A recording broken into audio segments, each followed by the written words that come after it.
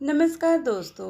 ये कहानी एक दृढ़ निश्चयी युवा लड़की सोनिया की है, जो शिक्षा के माध्यम से अपने जीवन में बदलाव लाने का सपना देखती है। लेकिन पारंपरिक मान्यताओं और अपनी आकांक्षाओं के बीच फंसी सोनिया को कम उम्र में शादी की चुनौतियां और सामाजिक अपेक्षाओं का सामना करना पड़ता है। इस कहानी के माध्यम से आइए जानते हैं कैसे वह रूढ़िवादी सोच को चुनौती देते हुए और रास्ते में आने वाली बाधाओं को तोड़ते हुए अपने जीवन में आगे बढ़ती है। इस वर्चित प्रेरक कहानी में हमारे साथ जुड़े, जो शिक्षा की शक्ति और एक महिला के संकल्प की ताकत पर प्रकाश डालती है। सोनिया, लेप लगा या ये नहीं, कितनी बार बोलना पड़ता है तुझे, लेप लगा ले। लेकिन इस लड़के के कान में आवाज नहीं जाती।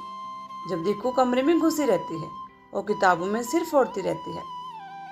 बंद कर इसे और लेप लगाकर आंखों पर ये गुलाब जल लगाकर थोड़ी देर सो जा। अब उन लोगों के आने में टाइम है, शायद शाम तक आएंगे। ये सीमा जी हैं, सोनिया की माँ, जो एक सीधी सीधी घरेलू महिला हैं। उनके पति यानी सोनिया के पिता पोस्ट ऑफिस में क्लर्क हैं। सोनिया की एक छोटी बहन है और दो छोटे भाई। सोनिया अपने माता पिता, छोटे भाई बहन और दादी के साथ छोटे से गांव में रहती है। पढ़ने में बहुत होशियार, हमेशा टॉप करने वाली, मधुरभाषी और घर में माँ पिता का हाथ बटाने वाली ऐसी है सोनिया। सोनिया पढ़ लिख कर जीवन में कुछ करना चाहती थी, कुछ बनना चाहती थी, ताकि उसके माता पिता और गांव के लोगों को उस पर गर्व हो। लेकिन गांव में आज भी बेटी के 18 साल के होते ही उसकी शादी करवा दी जाती थी। आज सोनिया को देखने के लिए लड़के वाले आने वाले थे, इसलिए घर में सुबह से ही तैयारी चल रही थी। विशेष रूप से सोनिया के सावले रंग को गोरा बनाने की कवावत चल रही थी। माँ, मुझे शादी नहीं करनी है। क्यों आप लोग मेरी बात नहीं सुन रहे? कम से कम इतना सोच लेते कि इस साल मेरा एग्जाम है 12वीं का, मैं कैसे पढ़ूंगी? माँ प्लीज, मैं शादी नहीं करना चाहती। मैं पढ़ना चाहती हूँ, कुछ करना चाहती हूँ। माँ आप तो मेरी बात समझो। सीमा जी, देख बिटिया, हमें जितना पढ़ाना लिखाना था सो हमने पढ़ा दिया, ताकि लोग ये ना कहें कि बिटिया को पढ़ाया लिखाया नहीं। अब जो करना हो अपने घर पर जाके करना, समझी? तेरी छोटी बहन भी है, तेरा ब्याह हो जाएगा तभी तो उसके बारे में सोचेंगे। फिर तेरे भाइयों के लिए भी तो करना है कुछ। गांव में देखा है, तेरी उम्र के लड़कों के ब्याह हो गए, कुछ के तो बच्चे भी हो गए। घर के बाहर निकलते शर्म आती है। लोग पूछते हैं कि बेटी का ब्याह क्यों नहीं हो रहा, और तू है कि सब लेकर बैठी है। अरे हमारी इज्जत की नहीं परवाह तुझे, तो कम से कम दादी के बारे में सोच, जो तुझे इतना प्यार करती है। उनकी भी उम्र हो गई है। उनकी यही इच्छा है कि मरने से पहले अपनी सोने दुल्हन बने देख लो। क्या तो उनकी छोटी सी इच्छा भी पूरी नहीं कर सकती? मेरे लिए दादी की इच्छा, भाई बहन का भविष्य और पिता का सम्मान, इन सब का कोई मतलब नहीं तेरे लिए। नहीं माँ, ऐसा नहीं है, लेकिन आप लोग परीक्षा तक भी नहीं रुक सकते। सीमा जी, अब ये सब तो लड़के वालों को मर्जी है। अगर शादी की जल्दी नहीं करेंगे तो तेरी परीक्षा के बाद शादी की तारीख रखने की बात करूंगी। तेरे पिताजी से ठीक है? अब ये सब बंद कर और लेट जा, मैं लेप लगा देती हूँ। फिर मुझे और भी काम है। सोनिया ने बहुत कोशिश की, लेकिन वो शादी को नहीं रोक पाई और परीक्षा से पहले ही उसकी शादी करके उसे ससुराल भेजकर माँ पिता ने अपनी जिम्मेदारी पूरी कर ली। सोनिया के सारे सपने बिखर गए। उसे घर से विदा होने का, माता पिता, भाई बहन और दादी से दूर होने का दुख कम और अपने सपनों के बिखर जाने का दुख ज्यादा था। आज शादी के सब 5 सालों के बाद सोनिया के सास ससुर अपने बेटे के घर आ रहे थे। सोनिया के पति पढ़े लिखे, खुले विचारों वाले व्यक्ति थे और सास ससुर पुराने रीति रिवाजों और परंपराओं को मानने वाले। सोनिया के पति बैंक में एक अच्छी पोस्ट पर हैं। सोनिया ने जब से उनके आने की खबर सुनी है, वे परेशान हो उठी। उसका किसी काम में मन नहीं लगता। सोनिया ने कहा, पवन, सोनिया के पति, माँ पिताजी आने वाले हैं, क्या करे समझ नहीं आ रहा, और उन्हें जब ये सब पता चलेगा तो क्या होगा? मुझे तो अभी से घबराहट हो रही है। आप तो माँ पिता के विचारों को अच्छी तरह जानते हैं। पवन, सोनिया तुम क्यों परेशान हो? और कभी ना कभी तो पता चलना ही है। लेकिन पवन, कुछ नहीं, अब सो जाओ, कल सुबह जल्दी स्टेशन जाना है।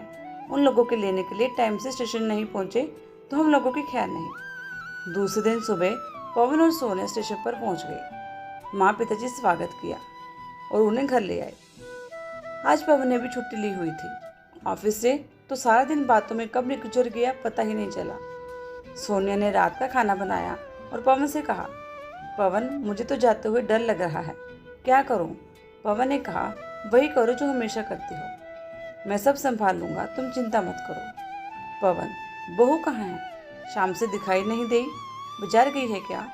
तो तुम भी उसके साथ चले जाते, अकेले क्यों जाने दिया? पवन को बात करने का यही सही मौका लगा कि इन लोगों को सब बता देना चाहिए। पवन, माँ सोनिया ड्यूटी पर गई है, आज उसकी नाइट शिफ्ट है। माँ, ड्यूटी पर गई है, नाइट शिफ्ट, इसका क्या मतलब हुआ? पवन, माँ सोनिया एक पुलिस इंस्पेक्टर है और एक हफ्ते उसकी नाइट शिफ्ट है। माँ, पवन ये सब क्या फालतू की बकवास कर रहा है तू? इसलिए तो बहू को यहाँ लाया था कि उसे नौकरी करवाएगा। तेरी कमाई से घर नहीं चलता क्या?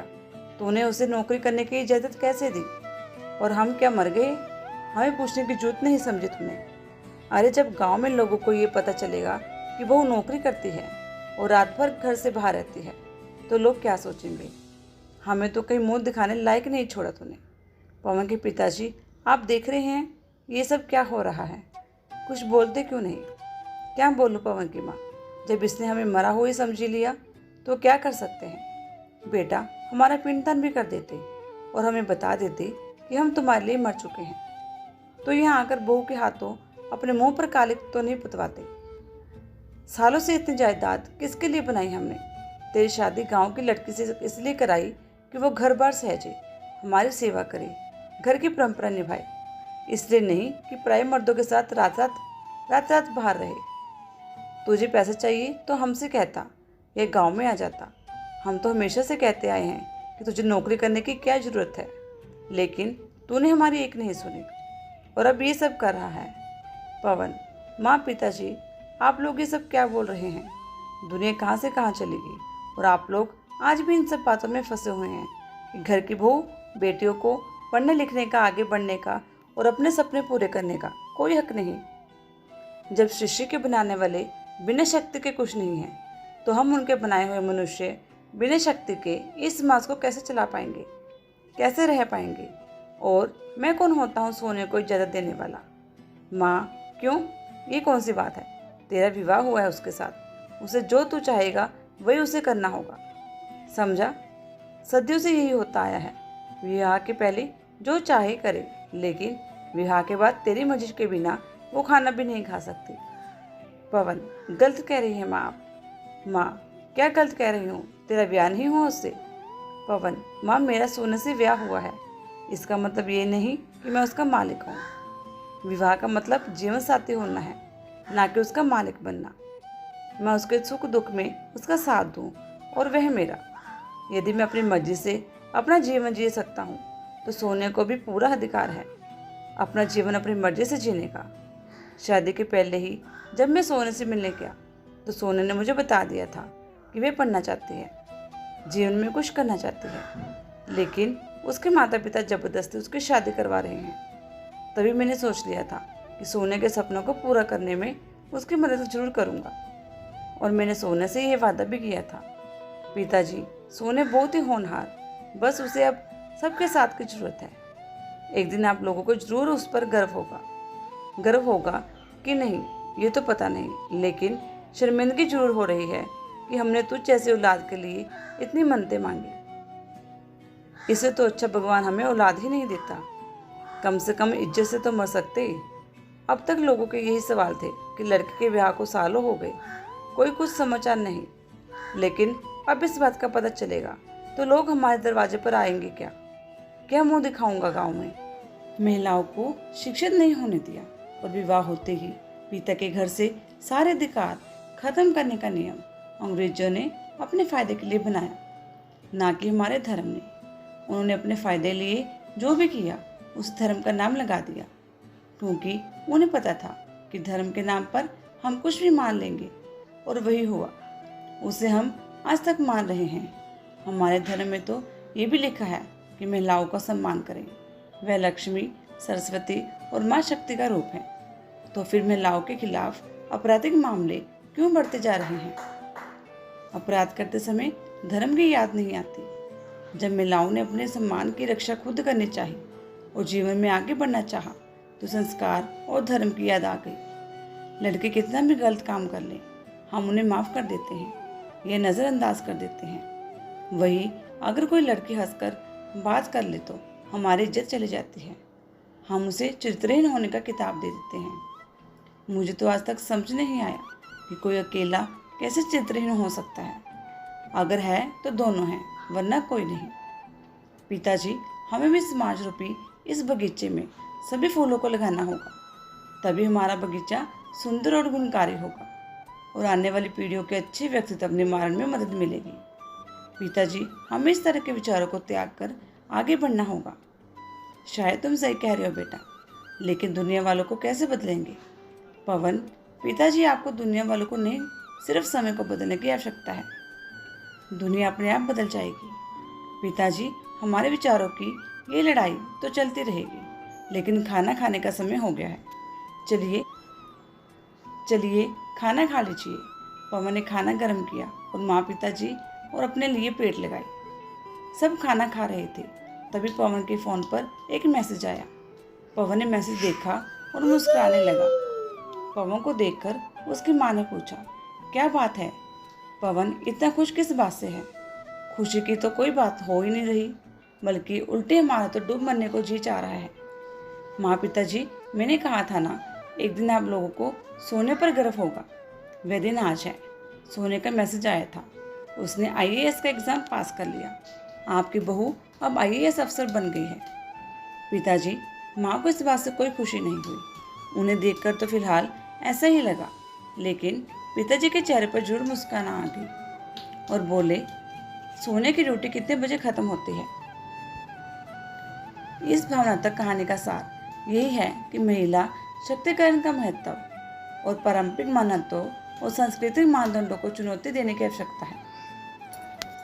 यह इस बात पर जोर देता है कि महिलाओं को अपने सपनों को साकार करने और पूर्ण जीवन जीने के लिए शिक्षा और आत्मनिर्भरता आवश्यक है। कहानी एक रिश्ते के भीतर समर्थन और समझ की भूमिका पर भी प्रकाश डालती है, जो सामाजिक और बाधाओं पर काबू पाने में प्यार और साझेदारी की शक्ति को दर्शाती है। कुल मिलाकर ये समाज को महिला शक्तिकरण को महत्व देने, प्रगतिशील दृष्टिकोण और एक ऐसा वातावरण बनाने के लिए प्रोत्साहित करता है जहाँ महिलाएं आगे बढ़ सकें और अपनी पूरी क्षमता से योगदान कर सकें। हेलो दोस्तों, आपको हमारी कहानी कैसी लगी? अगर अच्छी लगी तो लाइक और कमेंट जरूर करना और चैनल को सब्सक्राइब जरूर करना। धन्यवाद।